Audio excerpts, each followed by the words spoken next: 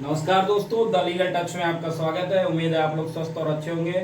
ऐसे कंटेंट और वीडियोस को देखने के लिए मेरे चैनल को लाइक, शेयर और सब्सक्राइब करें। आज हम बात करने वाले हैं बहुत ही महत्वपूर्ण मुद्दे पर, जो कि है अगर आपके खिलाफ कोई झूठा केस करता है या आपके खिलाफ कोई झूठा प्रचार प्रसार करता है या आपको किसी झूठे मुकदमे में फंसाता है, तो आप उसके खिलाफ नए कानून के हिसाब से कार्रवाई करा सकते हैं, जिसमें कि है FIR आप करवा सकते हैं, जो कि भारतीय नागरिक सुरक्षा संहिता की सेक्शन 173 के तहत आप कार्रवाई करवा सकते हैं। यदि इस पर कार्रवाई नहीं होती है तो पुलिस के द्वारा भी आप कार्रवाई करवा सकते हैं, जिसमें भारतीय न्याय संहिता के तहत उसके खिलाफ मुकदमा दर्ज होगा, जो कि सेक्शन 217 के अंतर्गत आएगा, जिसमें पुलिस FIR करेगी। जो भी जिसने भी आपके खिलाफ गलत FIR कराने का प्रयास किया है या आपके खिलाफ गलत दुष्प्रचार किया है, उसके खिलाफ पुलिस NCR दर्ज करेगी और FIR भी दर्ज कर सकती है, जो कि भारतीय न्याय संहिता के अंतर्गत आता है, भारतीय न्याय संहिता के अंतर्गत, जिसमें आपको पुलिस 217 का मुकदमा बनाएगी आपके विपक्षी के खिलाफ, जिसमें 1 साल तक की जेल और 10,000 रुपए तक का जुर्माना हो सकता है। यदि पुलिस आपकी FIR नहीं करती है तो आप कोर्ट के थ्रू जा सकते हैं, जिस पर मैंने एक वीडियो बनाया है, आपको उसका डिस्क्रिप्शन लिंक वीडियो पर दे दूंगा मैं, जिसमें है भारतीय न्याय संहिता की सेक्शन 356, जो कि मानहानि की कार्रवाई के लिए किया जाता है, जिसमें आपके विपक्षी को 2 तरीके से आप सजा दिला सकते हैं, जो कि एक सिविल तरीका है। सिविल से अगर आप जाते हैं तो आप उससे नकदी या जो आपका विपत्ति या संपत्ति में आपका हानि हुई है उससे आप पैसे की डिमांड कर सकते हैं। दूसरा है आप उसको जेल करा सकते हैं या सजा दिला सकते हैं, जिसमें कि 2 साल तक की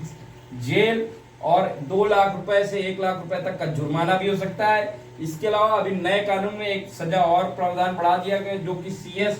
कम्युनिटी सर्विस, मतलब समाज सेवा। कोर्ट आपको यह आदेशित कर सकती है कि आप फला मोहल्ले में जाइए, झाड़ू लगाइए, नाला साफ करिए, तो ये भी सजा एक दे सकती है, जो कि BNS के तहत है। इसी पर यदि यहां भी काम आपका नहीं बनता है,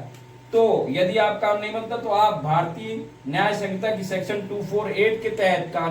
कोर्ट में प्रोसीडिंग कर सकते हैं, जिसमें कि विपक्षी के खिलाफ मुकदमा दर्ज बनेगा और उसमें 5 साल तक की सजा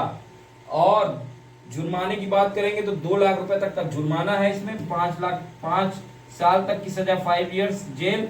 और जुर्माना जो है 2 लाख रुपए तक का जुर्माना। यदि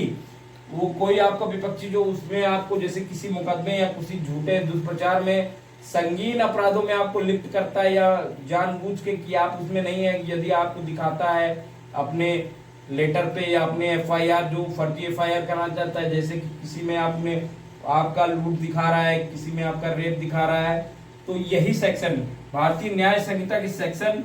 248 के तहत कार्रवाई होगी, जिसमें कि आपके विपक्षी को 10 साल तक की सजा हो सकती है और जुर्माने की बात करें तो 5 लाख रुपए तक का जुर्माना हो सकता है। तो अब